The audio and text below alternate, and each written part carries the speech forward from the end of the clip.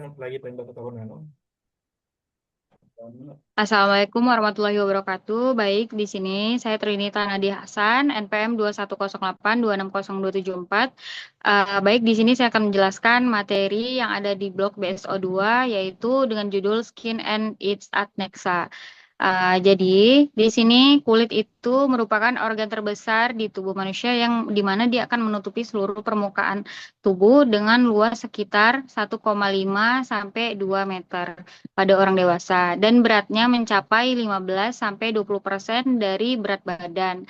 Nah, di mana fungsi kulit ini sangat vital, bisa pertama di sini sebagai pelindung tubuh, kedua di sini sebagai pusat pengaturan suhu, terus di sini sebagai alat sensorik dan juga bisa merupakan bagian dari identitas seseorang tersebut. Nah, di sini kulit itu memiliki struktur tambahan yang disebut adnexa kulit, yang dimana dia itu meliputi rambut, kelenjar sebasea, terus ada kelenjar keringat dan kuku. Nah, adapun struktur dari kulit tersebut. Nah, pertama si kulit ini terdiri dari tiga lapisan utama, yaitu di sini ada epidermis. Nah, epidermis ini terbagi lagi. Pertama di sini ada lapisan terluar yang berasal dari ektoderm. Terus di sini di mana dia tersusun atas epitel squamous berlapis yang mengalami keratinisasi. Nah, terus di sini juga tidak memiliki pembuluh darah. Terus di sini nutrisinya itu diperoleh dari difusi dermis. Nah, di mana dia terdiri dari beberapa lapisan dari luar ke dalam. Terus di sini ada stratum corneum. Terus di sini ada stratum lucidum. Nah, stratum lucidum itu hanya terletak pada tangan dan kaki. Terus di sini ada stratum granulosum, terus di sini ada juga stratum spinosum, terus di sini juga ada stratum basale, di mana ini merupakan tempat regenerasi dari sel kulit. Nah, di sini selanjutnya ada dermis. Nah, dermis ini terletak di bawah epidermis, yang di mana dia berasal dari mesoderm. Nah, dia ini mengandung pembuluh darah, mengandung saraf, serat kolagen, dan elastin pada kulit. Terus di sini dia terdiri dari dua lapisan, yaitu pertama di sini ada papillary dermis, lebih superficial, banyak kapiler dan reseptor sensorik. Terus di sini ada reticular dermis, di mana dia lebih dalam dan berisi serabut kolagen yang tebal untuk kekuatan dari elastisitas. Nah, terus di sini ada hipodrem, di mana di sini ada atau yang disebut dengan subkutis. Nah, jadi hipodrem ini merupakan lapisan terdalam yang berupa jaringan ikat longgar dan lemak, dan di mana fungsinya ini sebagai bantalan mekanis, isolator dari panas dan cadangan energi. Terus di sini ada adnexa kulit. Nah, adnexa kulit ini merupakan struktur tambahan yang berasal dari epidermis, tetapi berada di dermis ataupun hipodermis. Nah, jadi di sini ada rambut. Jadi rambut ini tumbuh di folikel rambut yang dimana terdiri dari batang rambut ataupun saf. Terus di sini ada akar dan bulbi. Nah, fungsi proteksinya itu misalnya pada bulu mata ataupun alis. Jadi di sini ada sensorik. Terus dia ini juga membantu sebagai regulasi dari suhu. Nah, selanjutnya di sini ada kelenjar sebasea ataupun sebaceous glands.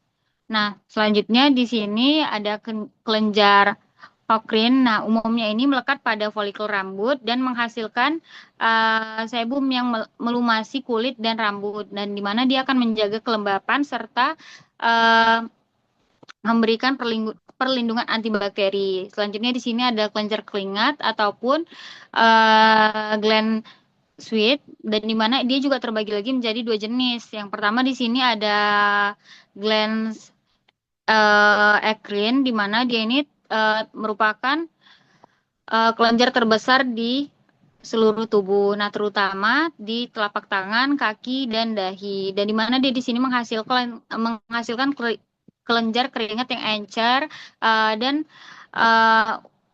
dia itu termo thermoregulation. Nah, terus di sini juga ada glans apocrine ataupun kelenjar apocrine, di mana dia terdiri ataupun berada di ketiak, berada di areola, terus ada di daerah genital juga, dan di mana dia menghasilkan keringat yang lebih kental dan sering berhubungan dengan bau eh, dari tubuh seseorang pasien. Nah, terus di sini juga ada kuku ataupun nails. Nah, di mana pada kuku ini tersusun atas keratin yang keras dan di mana dia terdiri dari uh, nail plates, terus dia ada nail bed, terus ada matrix, terus ada kutikula. Terus di sini di mana fungsinya itu melindungi ujung jari dan membantu aktivitas motorik halus dan sebagai indikator dari kesehatan. Nah, selanjutnya di sini ada fungsi kulit dan aknesa.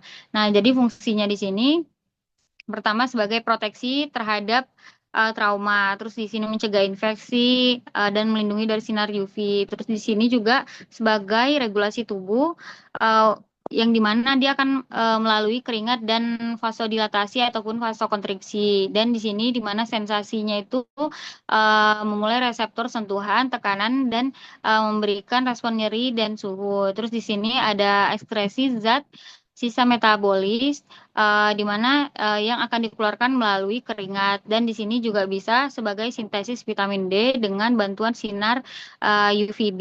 Terus di sini sebagai estetika dan komunikasi. Jadi bisa untuk melindungi warna kulit, rambut, dan kuku. Dan di sini ada pun gangguan pada kulit dan akneksa.